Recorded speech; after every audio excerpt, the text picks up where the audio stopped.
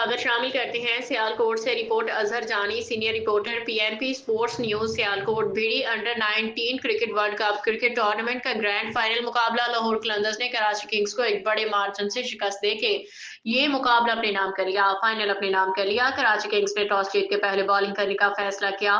मुकर्ररा over में लाहौर कलंदर्स बड़े मुकाबले में एक बड़ा पहाड़ समेत 234 रन का हदफ सेट किया, जिसमें अब्दुल्ला ने 93, रहमान लेफ्टी ने 63 और फैजान ने 48 रन की धुआंधार इनिंग खेली।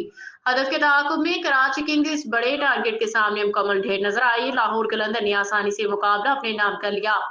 लाहौर कलंदर की जानिब से मियां उमर ने 3 विकेटें अपने नाम की। Man of the match Abdullah को अच्छी परफॉर्मेंस पर टूर्नामेंट स्पॉन्सर के मियां हसन और मियां सुफियान शानी की जानिब से अब्दुल्ला को 2000 रुपए इनाम दिया।